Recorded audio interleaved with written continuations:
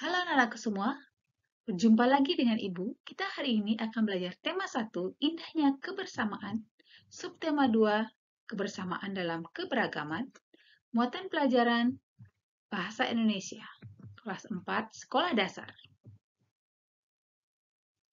Sebelum kita memulai pelajaran, sebaiknya kita berdoa terlebih dahulu. Berdoa menurut kepercayaan kita masing-masing, supaya apa yang kita pelajari hari ini bermanfaat untuk kita semua.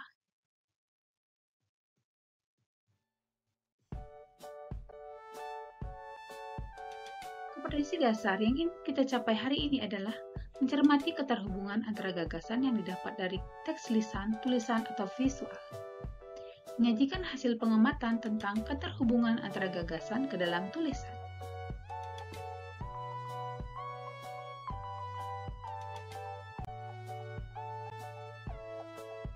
Gagasan pokok dan gagasan pendukung dalam bentuk diagram. Gagasan pokok dan gagasan pendukung akan lebih mudah dipahami jika disusun dalam bentuk diagram.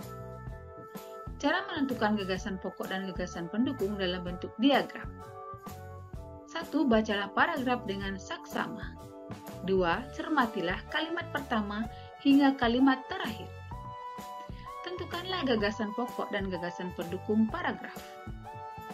Gagasan pokok adalah bagian inti, dapat ditulis di bagian atas atau tengah. Gagasan pendukung adalah cabang-cabang dari gagasan pokok, dapat ditulis di bagian samping atau bawah gagasan pokok.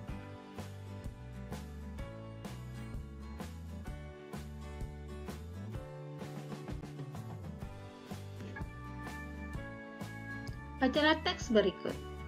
Bekerja sama dalam keberagaman. Edo dan kelima temannya mendapat tugas untuk melakukan percobaan tentang bunyi. Sepulang sekolah, mereka berkumpul di rumahnya. Setiap orang sudah menyiapkan peralatan yang dibutuhkan. Lani dan Siti membawa beberapa kaleng yang sudah dilubangi. Udin dan Beni membawa benang kasur. Mereka berkumpul di halaman depan rumah. Keenam sekawan siap bekerja sama melakukan percobaan. Nah, anak-anakku semua, gagasan pokok dari paragraf di atas terdapat pada kalimat pertama. Sedangkan gagasan pendukung ada pada kalimat kedua dan sampai kalimat ketujuh.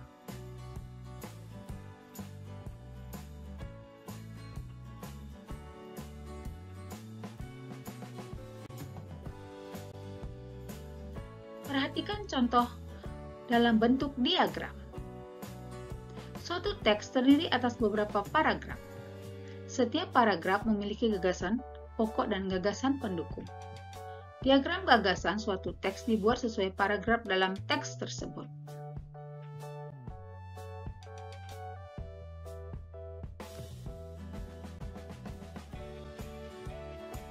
Gagasan pokok dan gagasan pendukung dalam bentuk tabel.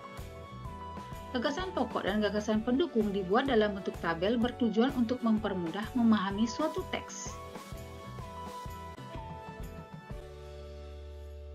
Bacalah teks berikut. Perbedaan bukanlah penghalang. Tidak seperti biasa, hari Minggu ini sekolah terlihat ramai. Hari itu, semua siswa diminta datang ke sekolah untuk menghias kelas masing-masing. Hari Senin akan diadakan lomba menyambut Hari Kemerdekaan. Bapak Kepala Sekolah berpesan, setiap kelas harus terlihat unik dengan kreasi anak-anak. Udin dan teman-teman sekelasnya juga datang ke sekolah. Pembagian tugas membuat hiasan telah dilakukan Udin dan teman-teman di hari Jumat yang lalu. Menghias kelas merupakan tanggung jawab bersama. Pagi-pagi, hampir semua siswa di kelas Udin sudah hadir. Hanya Edo dan Marta yang belum terlihat. Edo dan Marta sudah meminta izin pada teman-temannya untuk hadir terlambat. Mereka harus pergi ke sekolah minggu di gereja untuk melakukan ibadah pagi. Udin dan teman-teman lainnya tidak keberatan. Sebelum ke sekolah, Udin dan Siti mampir ke rumah Edo, lalu ke rumah Marta untuk mengambil bahan dan hiasan kelas yang telah dipersiapkan. Udin dan teman-teman memahami bahwa hari Minggu pagi merupakan waktu ibadah bagi Edo dan Marta yang beragama Katolik. Perbedaan waktu dan cara beribadah tidak menghalangi niat kerjasama mereka.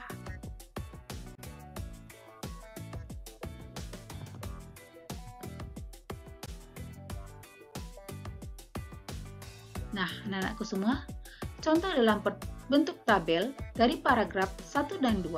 Gagasan pokoknya adalah menghias kelas merupakan tanggung jawab bersama. Sedangkan gagasan pendukung adalah kalimat berikutnya. Tidak seperti biasa, hari Minggu ini sekolah terlihat ramai, dan seterusnya.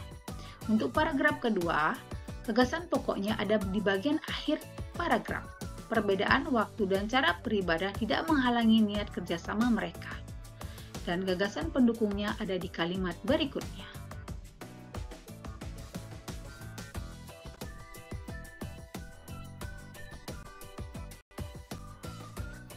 Membuat ringkasan teks dengan peta pikiran. Peta pikiran yang berisi gagasan pokok dan gagasan pendukung dapat dijadikan acuan untuk membuat ringkasan.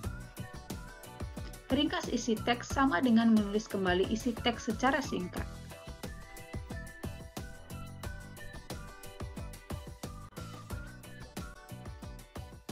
Langkah-langkah membuat ringkasan teks. 1. Membaca naskah asli. Baca teks dengan seksama. Baca naskah asli sekali atau 2 kali kalau perlu berulang kali. Mengetahui kesan umum atau inti dari tulisan. Mengetahui maksud dan sudut pandang penulis naskah asli. Mencatat gagasan utama. Baca tulisan bagian demi bagian sambil mencatat gagasan pokok. Gagasan pokok yang telah dicatat digunakan untuk menyusun ringkasan. Gunakan kalimat tanya, apa, siapa, mengapa, bagaimana, di mana, dan kapan untuk mengetahui kejadian yang akan diceritakan dalam teks.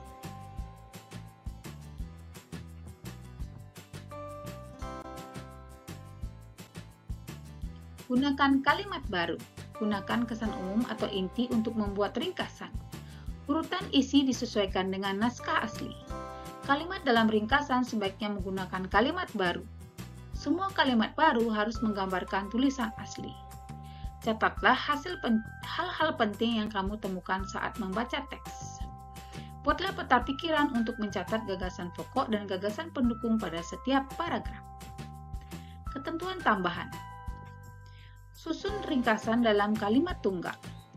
Ringkas kalimat frase menjadi kata.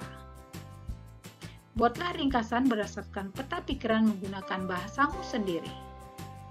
Urutkan kalimat yang ringkas, hindarilah pengulangan kalimat dan bahasa yang tidak efektif.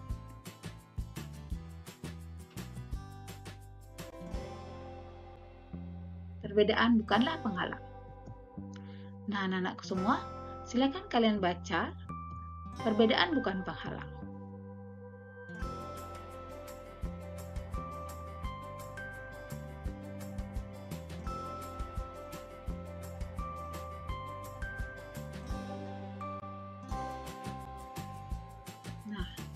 Setelah kalian membaca, buatlah ringkasan pada bagan berikut. Guru kasih satu contoh untuk paragraf 1.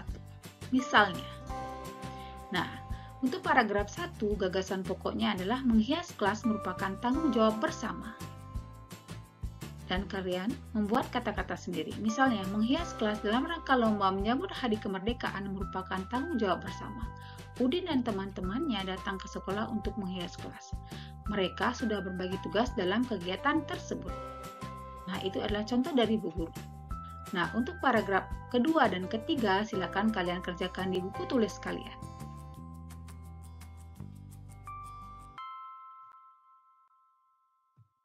Terima kasih anak-anakku semua sudah menyimak video pembelajaran hari ini.